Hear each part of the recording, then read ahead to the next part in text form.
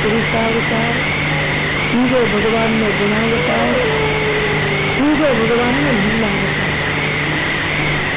એની પુરુષાવતારની વાત. વિરાટ અંતર્ગત ભગવાન પ્રવેશ કરી પુરુષાવતાર ધારણ છે. જેમ પિંડની અંદર જીવાત્મા હોય એમ બ્રહ્માંડની અંદર આ વિરાટ પુરુષ બિરાજે. એને લોકો પુરુષ કહે છે. પુરુષ શબ્દની વ્યાખ્યા 3 પ્રકારે બતાવી. પુરુષ વસતી હતી પુરુષ. નગરીમાં રહે એનું નામ પુરુષ. પુરમ ઉસરતી ધરતી જ પુરુષ. નગરીમાં નાશ કરી નાખે એનું નામ પુરુષ. પુરા આશ્ચર્યથી પુરુષ. પહેલા જે હતો પછી રહેવાનું છે એનું નામ પુરુષ. પુર એટલે નગરી, પુર એટલે શરીર. પુરમ વસતી એટલે આ બ્રહ્માંડ રૂપ કાયાની અંદર ભગવાન વસે છે. અને જીવ પણ પુરુષ છે કારણ કે શરીર રૂપી નગરીમાં વસે છે. પરંતુ જીવ શરીરને મારી શકતો નથી. બલકે વધારે ને વધારે વાસનાના રજતપણો ભેગા કરે. પૂરા આજથી એ જીવ પહેલા પણ હતો, અત્યારે છે અને પછી પણ દેવાનો છે. કારણ કે જીવ અગર એને અમર છે.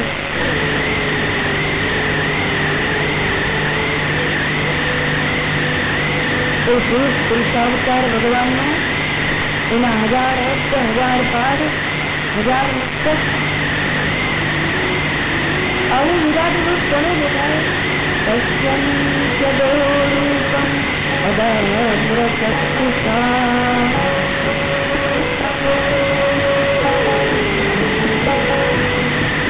અદભ્રચક્ષુષા જેની દૃષ્ટિમાં શોધ નથી કર્યો, ભોગ નથી કર્યો, એવા દૃષ્ટિ વાળો જીવ ભગવાનને જોઈ શકે છે. પુરુષાવતાર પુરુષ ઋષિ મુનિઓ પુરુષ શબ્દ રચ્યો. ઓમ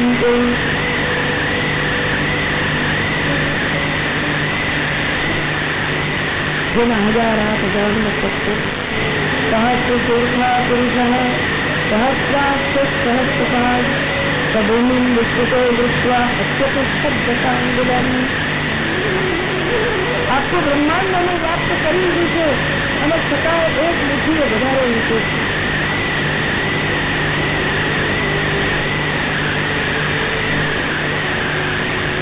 ભગવાનનો બીજો અવતાર છે ગુણાવતાર.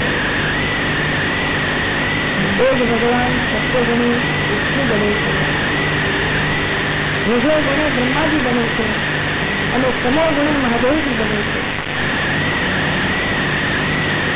તમો ગુણ સ્વરૂપ અવતારે ભગવાન સંહાર કરે, રજો ગુણાવતાર સ્વરૂપે ભગવાન સર્જન કરે અને સાત્વિક અવતાર સ્વરૂપે ભગવાન પાલન કરે.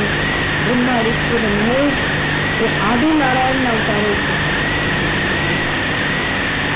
એમને માનશો કે આ બધા વિષ્ણુના અવતારો છે, આ બધા આદિનારાયણના અવતારો છે. આ તો 3 ખાતાના દેવતાઓ છે, 3 ખાતાના સુખકર્મ છે. જે ક્ષીર સાગરમાં પડે છે સૌથી મહાન. પછી ભગવાનના લીલા અવતારોની વાત કરીએ. આમ તો ભગવાનના લીલા અવતારો અસંખ્ય છે, પરંતુ પુરાણોની અંદર 6 પ્રકારના લીલા અવતારો થયા. આવેશાવતાર, કલાવતાર, અંશાવતાર, અંશાવતાર, પૂર્ણાવતાર અને પરિપૂર્ણ અવતાર. એમ ભગવાનના જુદા જુદા અવતારો. ભાગવતની અંદર 3 ઠેકાણે અવતાર બોલાવે છે, પણ કોઈ ઠેકાણે 24ની સંખ્યા 24 છે. અને ભાગવતકારે એમ પણ નથી કહ્યું કે ભગવાનને 24 અવતાર. ભલે પુરાણોની અંદર આપણે 24 અવતારોની કથા સાંભળીએ, એમ તો કૃષ્ણાવતારના 4 સ્વરૂપો મહાપ્રભુજી એવું બતાવ્યું. લગભગ 22 કેટલાક અવતારો ગણાય છે. પહેલો અવતાર વરા ભગવાનનો. ભગવાનના અવતારો પણ 2 પ્રકારના છે, ક્રિયાવતાર અને જ્ઞાનાવતાર. કેટલાક ક્રિયા પ્રધાન અવતારો છે અને કેટલાક જ્ઞાન પ્રધાન અવતારો છે. વૈકુંઠાત અવતરણમ અવતાર. બીજે લોકમાંથી ભૂતલ ઉપર પોતાની શક્તિ સહિત પધારનો ભગવાનનો અવતાર છે. ક્રિયા શક્તિ ધારણ કરી ભગવાન યજ્ઞાદિનો ઉદ્ધાર કરે છે. જ્ઞાન શક્તિ ધારણ કરી ભગવાન મહાન ઉદ્દેશ છે. આ અવતારો કોઈ બ્રાહ્મણ છે, કોઈ ક્ષત્રિય. આ અવતારો ભગવાનના આવેશ પણ છે, ભગવાનની કલા પણ છે. જેનામાં આવેશ હોય એ અવતાર આખી લીલા સુધીમાં રહે, અમુક વખત રહે. જેમ લાકડામાં અગ્નિ હોય ત્યાં સુધી લાકડું અગ્નિ છે, એમ ભગવાન જ્યાં સુધી અનિષ્ટ સુધી બિરાજે ત્યાં સુધી અવતાર છે. પૃથ્વીમાં ભગવાનનો આવેશ છે, બલદેવજીમાં ભગવાનનો આવેશ છે. આ બધા આવેશ અવતારો છે. નારદજીમાં ભગવાનનો આવેશ છે.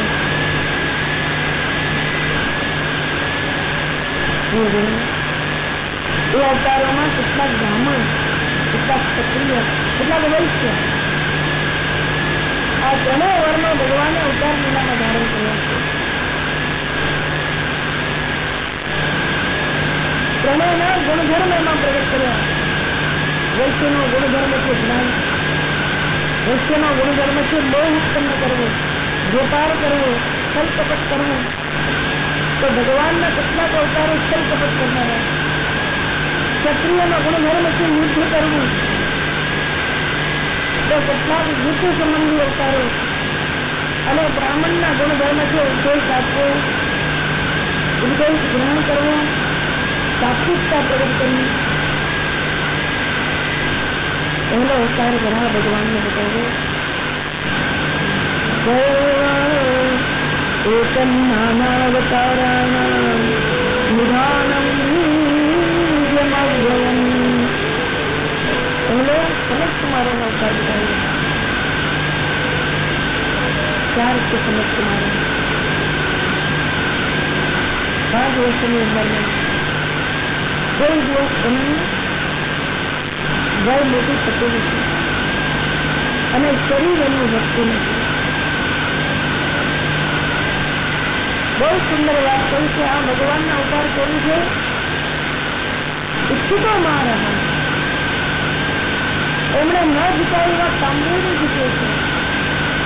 કોઈ દિવસ એમની પ્રકૃતિમાં વિકૃતિ જાગતી નથી. મહાપ્રભુજી આજ્ઞા કરી છે, જે ભૂખનો અગ્નિ સહન કરવો અઘરો છે, એ મનુષ્યના શરીરમાં રહેલો વાસનાનો અગ્નિ સહન કરવો અઘરો છે. એને પણ જે ધારણ કરી જાય, એનાથી ચલાવવામાં ન થાય એ ભગવત શક્તિ વગર બનતી નથી. એટલા માટે આ સનત કુમારો ભગવાનનો અવતાર છે, જે પૂર્ણ બ્રહ્મચર્યનું પાલન કરે છે.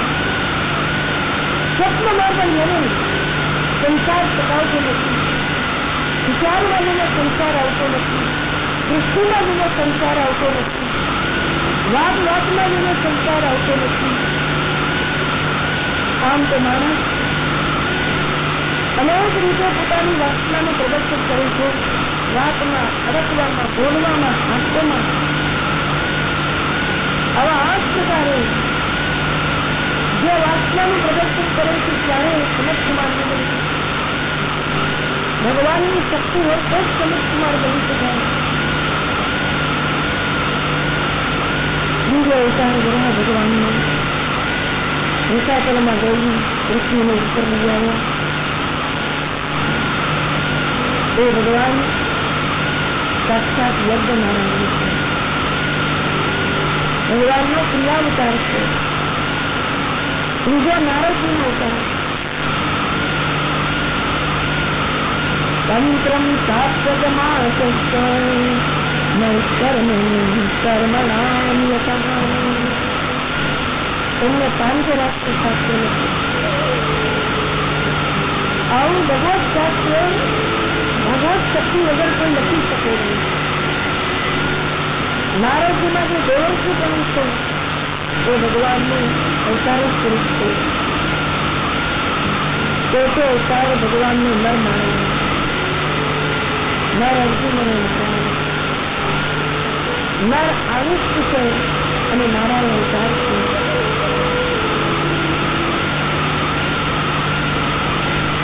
અને આમ જુઓ તો નર નારાયણ ભગવાન હિમાલયમાં બિરાજી તપશ્ચર્યા કરે, સ્વરૂપ ધર્મની સિદ્ધિ કરી. રાજનો કપિલદેવ નામનો અવતાર સાક્ષાત શિષ્ય ગણાધીશ બની જેમને સાંખ્ય જ્ઞાનનો ઉપદેશ કરે. ઈશ્વર ભગવાનનો દત્તાત્રેય અવતાર, આ બધા જ્ઞાનાવતારો. આની સ્થિતિમાં નરકાય પ્રહ્લાદાદિવ્ય શિવાય.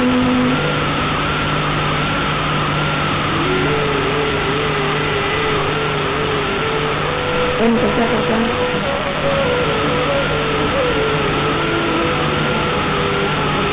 જયારે કૃષ્ણાવતારની વાત આવી તો શકલા કૃષ્ણસ્તુ ભગવાન કૃષ્ણસ્તુ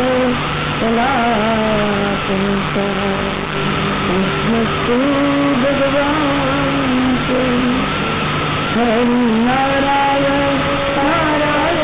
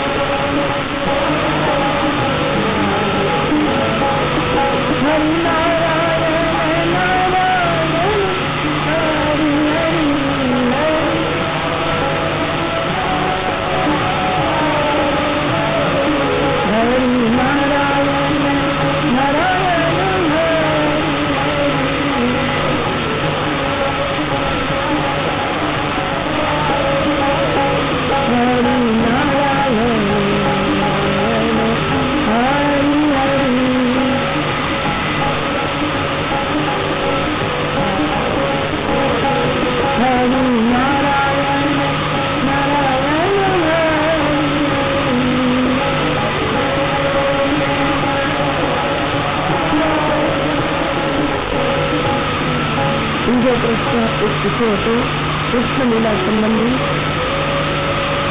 શ્રીપતિના અધિકાર પ્રમાણે ઉત્તર જાણતા નથી એટલે સાધારણ ઉત્તર આપે.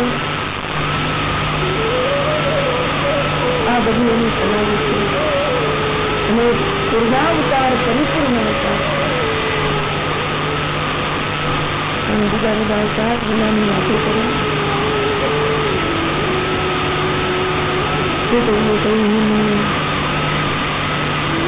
ગંગા કિનારે પરીક્ષિત રાજા જ્ઞાન આપતા હતા તેને પૂછ્યું, દૂર બેઠો છે ગુરુજી અમને ઓળખે, જેમ ઝવેરી વસ્તુને ઓળખે એમ ગુરુ શિષ્યને ઓળખે. દૂર બેઠેલા શ્રીજીને પાસે બોલાવી અને પરીક્ષિત રાજાની બાજુમાં બેઠા. ઇદં ભાગવતં નામ પુરાણં બ્રહ્મ સંહિતં ઉત્તમશ્લોકચરિતં ચકાર ભગવાન ઋષિ નિશ્રેયસાય લોકસ્ય ધન્યંતસ્યયनं મહत् તદિદં ગ્રાહયામાસ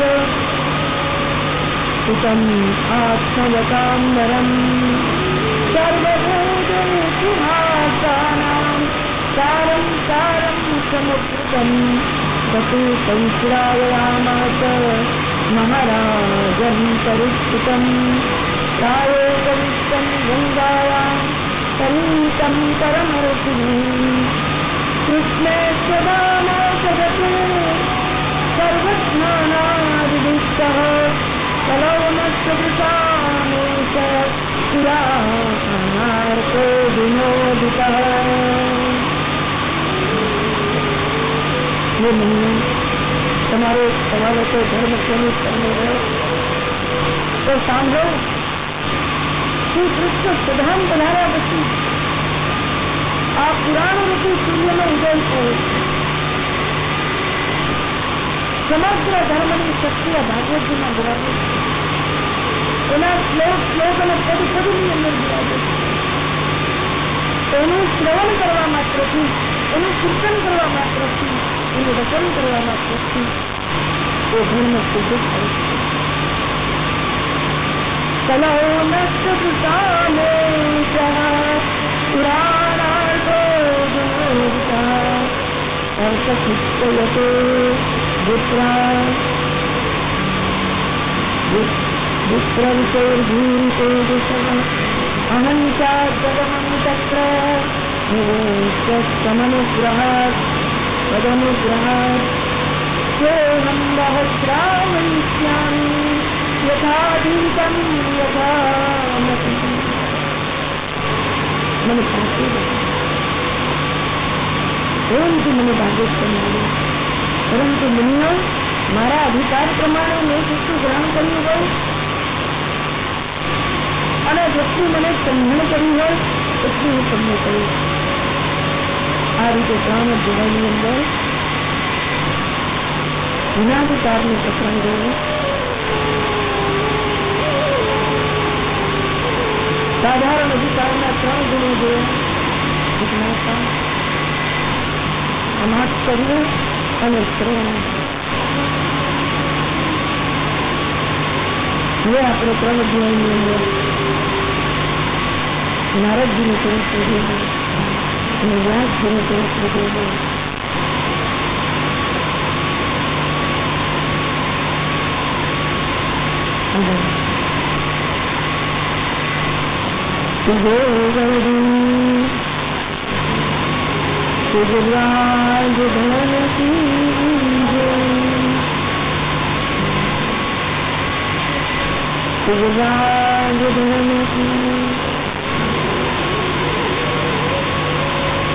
ગુજરાત ફરીથી પ્રશ્ન પૂછ્યો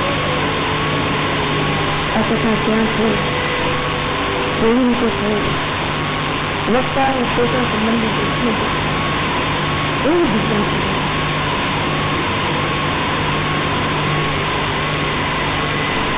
જિજ્ઞાસા જાગી એટલું ઉતાવળમાંથી ઉઠી તો મહાભાગ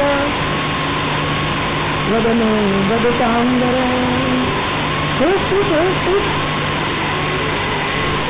સુખદેવજી મહારાજે જે કથા કરી છે એમને સંભળાવ્યું. વિષ્ણુ પ્રવૃત્તિ માનેવા કેન હેતુના ચિકિત્સરિતોદિત કૃષ્ણ કૃતવાન સંહિતાંબની. આ વ્યાસજીએ કેવી રીતે લખ્યું અને મહારાજ અમારો સવાલ છે. સુખદેવજીએ સત્ય સાંભળ્યું છે. હું તમને સવાલ કહું. સવાલ એટલા માટે થયો કે સુખદેવજી આત્મારામી છે, યોગ વિદ્યામાં વિરાજમાન છે, એકાંતમાં ધ્યાનસ્થ બને છે. સાંભળવા માટે તો ધ્યાન તોડવું પડે. ઘણા લોકોને એવું ધ્યાન લાગી દેખાવું છે એ કઈ જાતનું ધ્યાન છે ભગવાન છે. એ ધ્યાનમાં કઈક અનુભૂતિ છે કે ધ્યાનમાં ઊંઘ છે તો ભગવાન જ જાતે. એક વસ્તુ હતા આગળ આવીને બેઠો અને બરાબર આગળ બેઠી એટલે વ્યાસપીઠ પરથી બેઠા એમને પૂછ્યું કેમ આજે તમે હાથ બંધ કરી દીધો? એટલે કહ્યું ના હું તો સાંભળતા સાંભળતા ધ્યાનમાં બધું છે ને. હા હું કોઈ આંખ મૂકતો નથી, હું તો ધ્યાનમાં ઉતરી ગયો. કૃષ્ણ કનૈયા. લોકો એમ કહે છે તો કોઈની ઊંઘમાં ખલેલ ન કરાય, પણ કથામાં જે સૂતા હોય એની ઊંઘમાં તો જરૂર ખલેલ કરાય. એને તો બિચારા ગોડા મારીને જવાના એવું હતું. અને જેટલું તમે ઉઠાડશો ને એટલું પુણ્ય મળશે. બાકી તો ઘણી વખત બહુ નીચે કોઈ થઈ જાય. એક પત્ની પતિની લીધાની કથામાં બધા નીચે એવી વસ્તુ પણ મને એમાં રસ નથી આવતો. કોઈ પછી ના ચાલો ને તો પછી જોતા આગળ ના બેઠા પાછળ એકદમ છેલ્લું રહે. અત્યારે તો સારું શીખાવી બધી બંધ છે, પણ જયારે ગામની શેરીઓમાં કૂતરા બહુ ફરે. ધ્યાન કરતા કરતા મોડું ખુલ્લું રહી ગયું. કૂતરાઓએ પવિત્ર ગંગા જળ અંદર પધરાવ્યું. થોડી વારે આંખ ઉઘડી અને કહે છે હજી આ તો બહુ સારો સારો હરિવસ છે.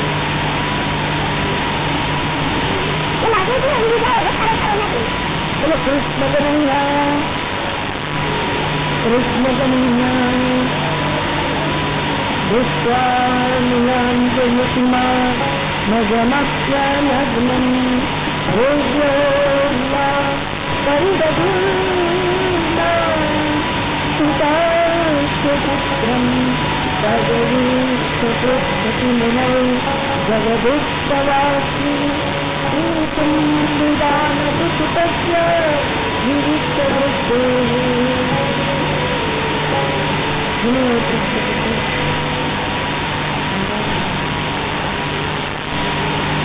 અમે એક વાત સાંભળી. સુખદેવજી મહારાજ અને ત્યારથી સુખદેવજી મહારાજ માટે અમને બહુ જ માંગ વધી ગઈ. એવી વાત સાંભળી હતી ગુરુદેવ. એક વાર અક્ષરે વસ્ત્રો કાઢી કાઢીને જળમાં સ્નાન કર્યા. ભગવાનનું નામ લેતા લેતા વ્યાસજીત રહ્યા. એને જોઈ અક્ષરાઓ કપડા પહેરી. પણ એ પહેલા સુખદેવજી મહારાજ 16 વર્ષના યુવાન દિગંબર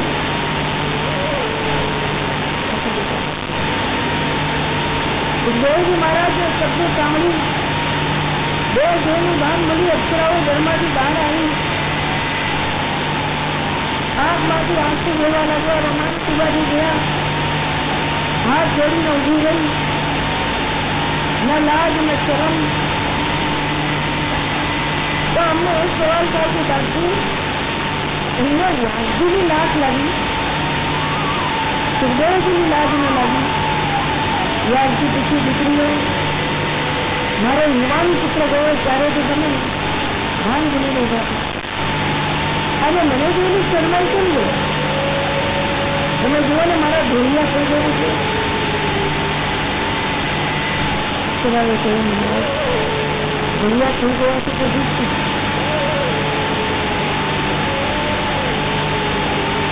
કોઈ માણસના ધડપણ પરથી એની સારાઈનો અંદાજ થોડો આવે છે. આ લોકો અંતર પછી અંદર બધું કાળું થાય ને અને ધોળું બધું બહાર આવી જાય.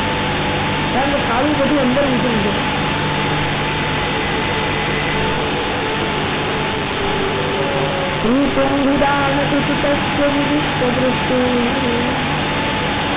વ્યાસજીની વસ્તુમાં બધું ભેદભાવ છે. આ સ્ત્રી અને પુરુષ બધું સંસાર. કારણ કે વ્યાસજી જણાવ્યું જયારે સુખદેવજી સાત્વિક અને સાત્વિક વસ્તુ. સુખદેવજી મહારાજ કોઈ નારીને નારી રીતે નથી દેતા. કારણ કે બે દર્શન એમનું શીખી ગયું છે. આત્મા સ્ત્રી નથી, આત્મા પુરુષ નથી, આત્મા યુવાન નથી, આત્મા ગર્ભ નથી. એવા ભેદભાવ જેમની દૃષ્ટિમાં નથી એ પછી કોની શરમ કરે? એ કોને જોઈને આ સ્મૃતિને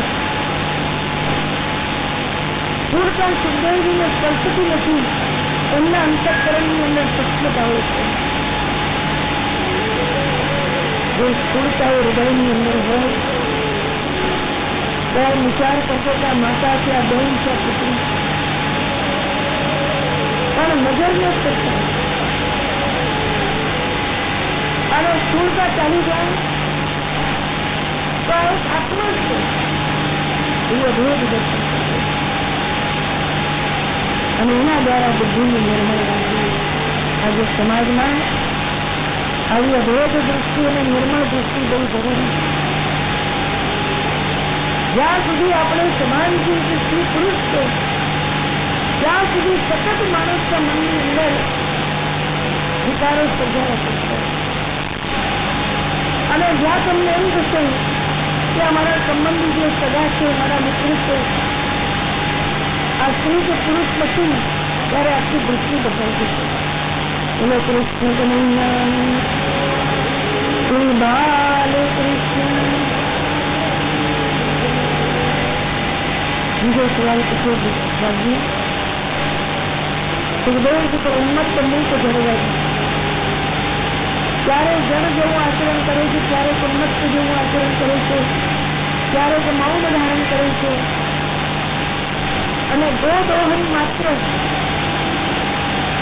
ભિક્ષા માંગવા માટે પધારે છે. ગોદોહન ભિક્ષા દિવસ છે. ભિક્ષાન દહી ભિક્ષાન દહી પોષણ મિનિટની અંદર જેટલું મળે એટલું લઈને પધારે અને પોતાનું પોષણ કરે.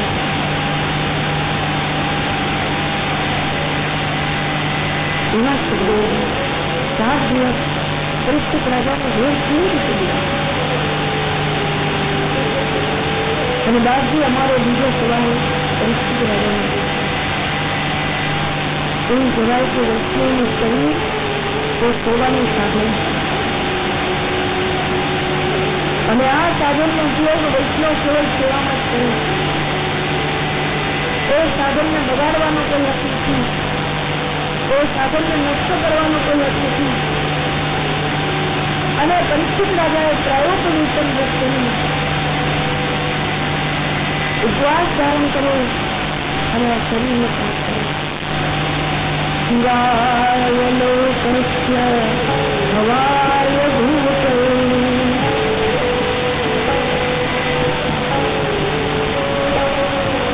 યૌષ્ટમશ્લોક પરાયણા જનાઃ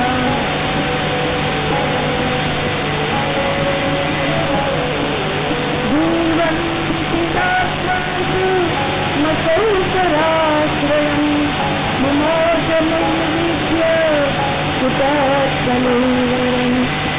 કૃષ્ણ ગોવિંદ હરે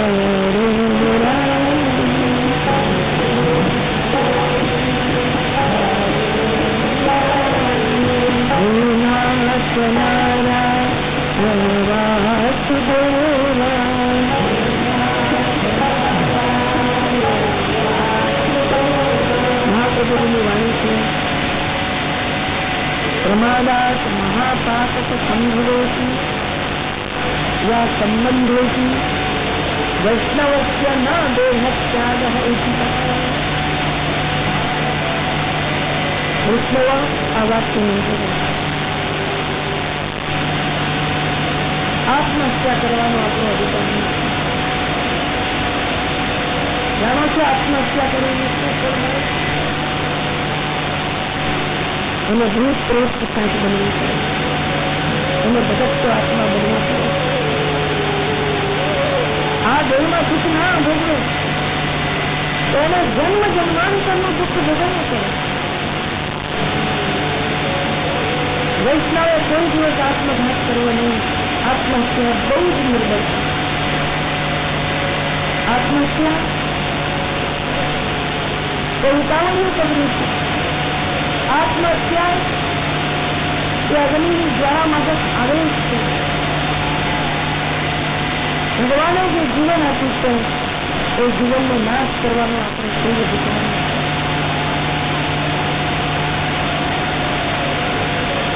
આ શરીર તો સેવાનું સાધન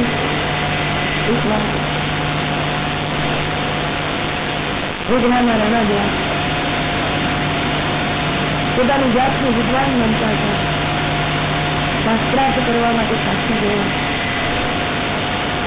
અને પાછો ઘડો તો છૂટી ગયો. કાશીના બ્રાહ્મણો પાસે હારી ગયા. બહુ લાગી આવી. એમ ગયો ગંગાજીમાં ડૂબી ગયો. આત્મહત્યા કરવા માટે ગંગાજીના કિનારે આવ્યા. તે મહાપુરુષ નારાયણ કરી સંધ્યાવંદન કરી ઘણા વ્યાસ થયું. થોડી માટે બેસી આ મહાપુરુષની વાણી સાંભળી છેલ્લે જીવનને પવિત્ર કરી લઉં એ સાંભળવા માટે બેસો. કાલક જ્ઞાની શ્રી મહાપ્રભુજી અનાયાસે કહ્યું વૈષ્ણવ કોઈ દિવસ આત્મહત્યા આત્મહત્યા કરો એ જાતનો પણ અપરાધ છે અને ભગવતના ધર્મનો અપરાધ. ઘણા વ્યાસો સાંભળતો હતો. એની આંખમાં રસ્તું આવ્યા. આ મહાપુરુષે મને બતાવ્યું જયારે આત્મહત્યાની ઈચ્છા થાય ને ત્યારે કોઈ સંત પાસે જજો, કોઈ સજન પાસે જજો અને કોઈ નહીં તો પોતાના ઈષ્ટદેવ પાસે જજો. થોડી વાર માટે તમારું દયાન એને કરજો. નિષ્પક્ષપાત સંત સાંભળે છે, સજન સાંભળે છે અને શ્રી હરિ સાંભળે છે. અને આત્મહત્યાની ક્ષણ ચાલી જશે. એક ક્ષણ જો તમે બચાવી લીધી તો આખી જિંદગી બચી જાય છે અને એક ક્ષણ ચૂકી ગયા છે તો આખી જિંદગી ડૂબી જાય છે.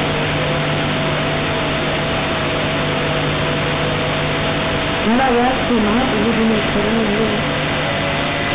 એને કહ્યું લાગ્યું એને બહુ લાગી આવે છે. આ બધા પંડિતોએ મારી મજાક કરી છે. મહાપ્રભુજી એને બ્રહ્મ સમજે છે. ચતુષ્લોકી નામનો ગ્રંથ છે. પરમ અનુગ્રહ કારોની સિદ્ધિઓ કર્યો. ઘણા વ્યાસને કહ્યું રાણાજી આ નાનકડો 4 શ્લોકનો ગ્રંથ વાંચી જાઓ. શાસ્ત્રના સિદ્ધાંતો બધું આવી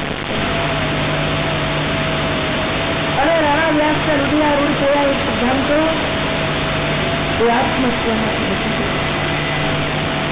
પણ સવાલ એ છે પરીક્ષિત રાજા જે કહ્યું કરી રહ્યા છે આત્મહત્યા કેવા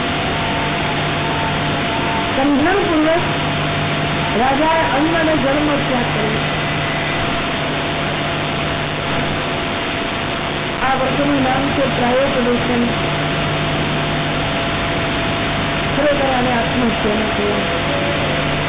કારણ કે પરીક્ષિત રાજા બન્યું છે 7 દિવસ સુધી ભોગવાનો રીત અરે એને રિઝોલ્યુશન ખબર પડી ગઈ છે. પેલા તમારું રિઝોલ્યુશન થઈ ગયું હોય તો તમે જવાની જલ્દી તૈયારીઓ કરો ને. એ તૈયારીના ભાગરૂપ રાજાનું આ પ્રાયોપદેશન જતું છે. એ બહુ ખુશી કરી રહ્યા છે.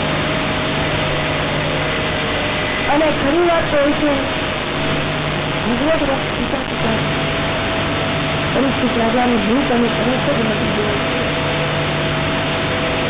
અને એ વાત 10મી સ્કંદમાં કબૂલ કરશે. નૈષાતી દુસ્સહાત સન્માન રક્ષોદમ અતિબાધતે. ઘણા લોકો ઉગ્ર તપસ્યા છે. વિષ્ણુજનો 30 દિવસ સુધી ભોજન ન કરે એવા લોકો જળપતિ ગરમ જળ પીનો ઉપવાસ કરે. પરીક્ષિત રાજાએ જળ પણ નાખી દે.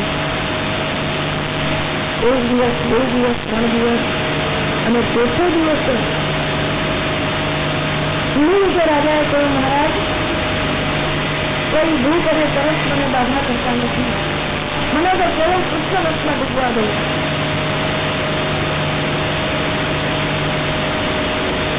ખરેખર તો રાજા બહુ સિદ્ધિ કરી રહ્યા છે. એટલા માટે ભગવતીઓ જયારે કશું કરતા હોય ત્યારે એમાં શંકા ન કરવી. આવું જ આવર્તન વિનોબા ભાવે વર્તમાન સમયમાં કરીએ છીએ. એમને હરિના ધામમાં જતા તેના પ્રયોગો સમજો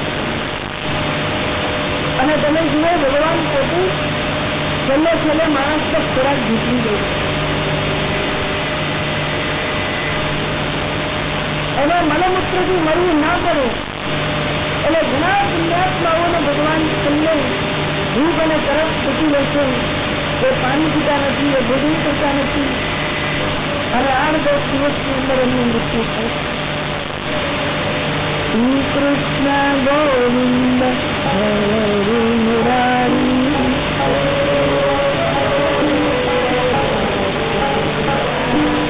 હે નાથ નારાયણ વાસુદેવ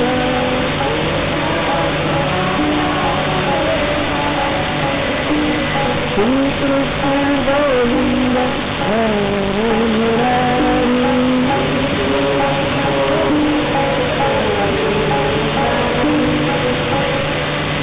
દ્વાપર યુગ અને એ દ્વાપર યુગમાં જ્ઞાન મૃત્યુ જાણતી જોયું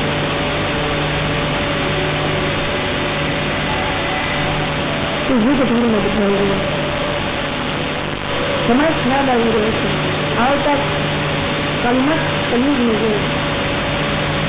આ કલયુગ મહા ઉપદ્રવ કરશે. આ કલમત બહુ ઉપદ્રવ કરશે. એટલે કલયુગના ઉપદ્રવમાંથી વેદ ભગવાનને બચાવવા વ્યાસજીએ સમગ્ર વેદ સાહિત્ય સંગ્રહિત છે. એના 4 વિભાગ બનાવ્યા: યજુર્વેદ, ઋગ્વેદ, યજુર્વેદ, અથર્વવેદ અને સામવેદ. એના સંહિતા ભાગ, એના આરણ્યક ભાગ, એના ઉપનિષદ ભાગ.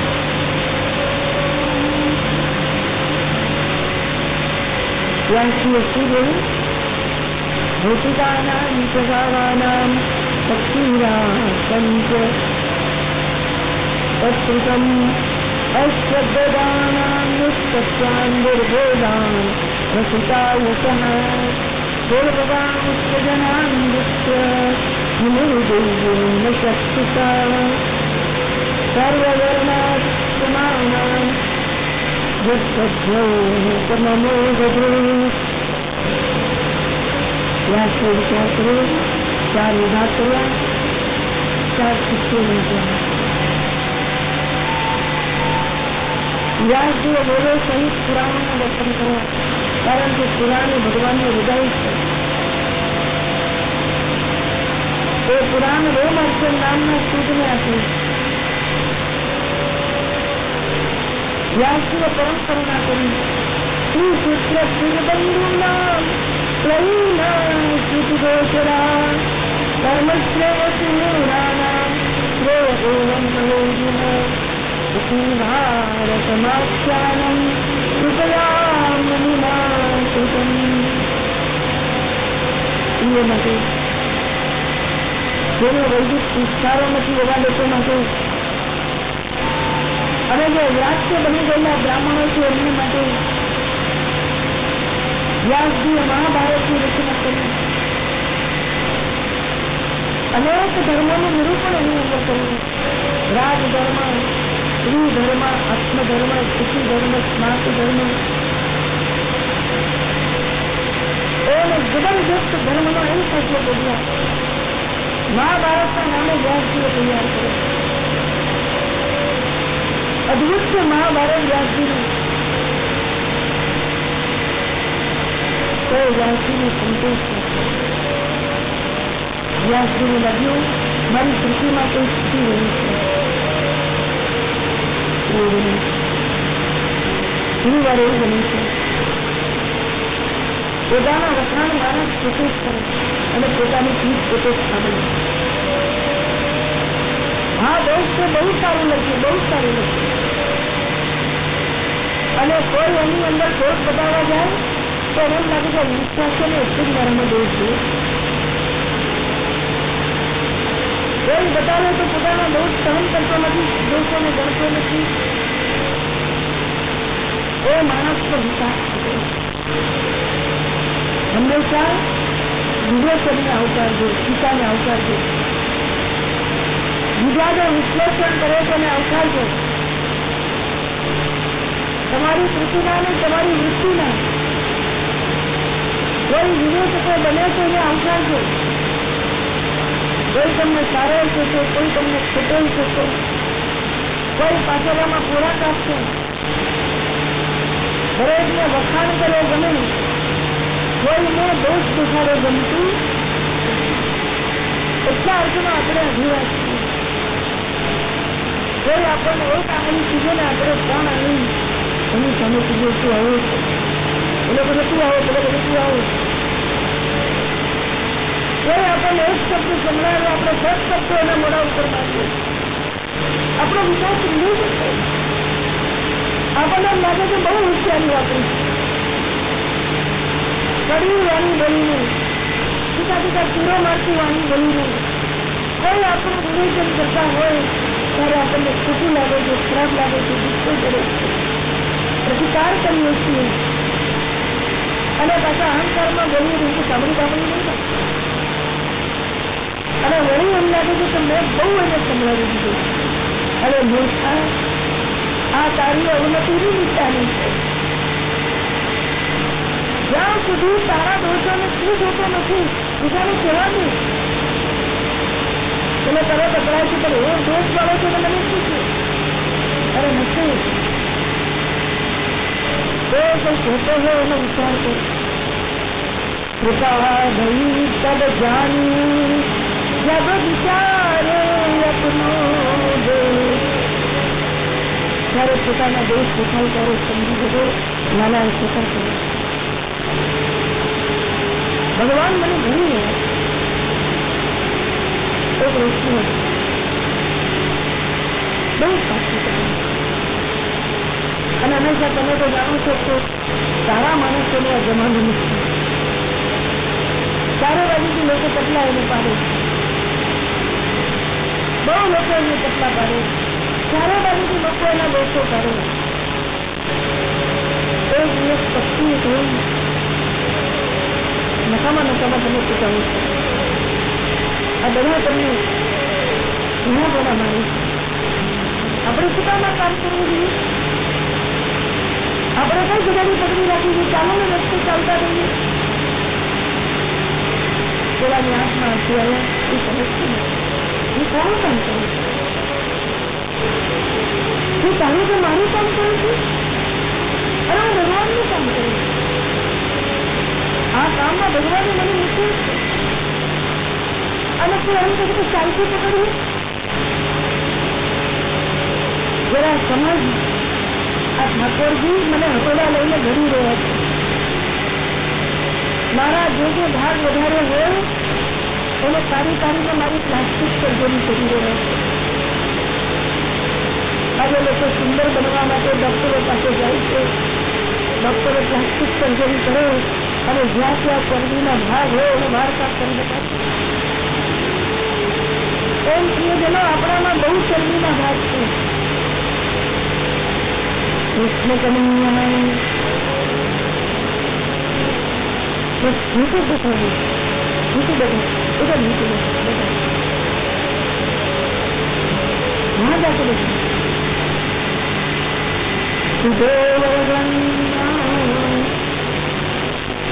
ભગવાન ચરબીના ભાગને કાપે છે. આપણે એમ સમજી લેવું જોઈએ, કોઈ અપમાન કરે, કોઈ આપણને દઈ શબ્દો સુનાવી દે તો ભગવાન આપણી મૂર્તિ બનાવી રહ્યા છે. આપણે ભાગને કપાવવા જોઈએ અને જોઈએ કે અહંકાર દબાવવો જ જોઈએ, અહંકાર ચૂકાવવો જ જોઈએ, અહંકારને માર કરવો જ જોઈએ. તો આપણી અંદર નિર્મળ થાય છે.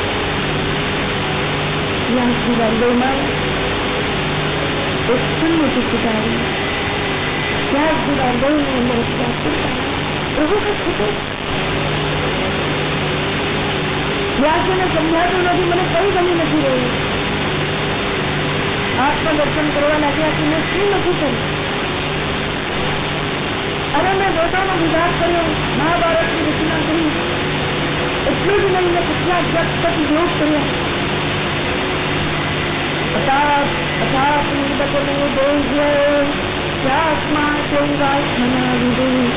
સંપન્ન એવા ભાષી બ્રહ્મવર્ચસ્વ સપ્તમ બ્રહ્મવર્ચસ્વ અને તે અકૃતાર્થ હોય છે.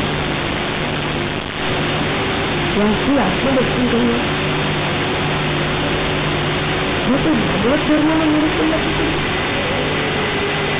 વ્યાસજી તો ના મહાભારતની અંદર ભગવત ધર્મ તો કયા. વ્યાસજી વિચાર કરે છે ભગવાનના ભક્તોને પ્રિય પરમાણુ પરમયોગી અને બને એવા ધર્મનું નિરૂપણ નથી કર્યું. વ્યાસજીને બહુ વિચાર જેમ દુષ્ટ માણસ કોઈ સહારો છોડવો એ નિભાયેલો શિષ્ય ગુરુનો કરે. જિંદગીનો એક મોડ એવો આવે છે જ્યાં આપણને બચાવી લેનાર સંભાળી લેનાર આપણું ઘડતર કરનાર એક ગુરુની જરૂર. વ્યાસજી के हृदय में ऐसी खोज पैदा हो गई, એવી વ્યાકુળતા જન્મી અને ભગવાને કથા કરી.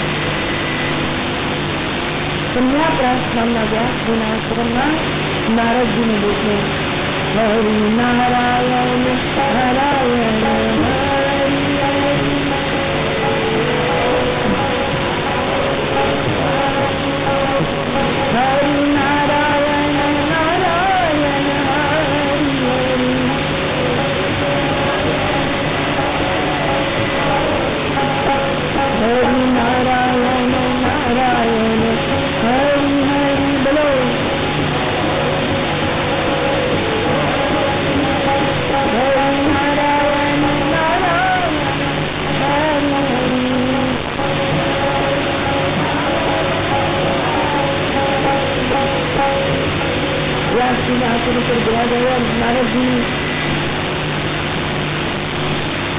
નારદજી વીણા વગાડી વીણા પાણી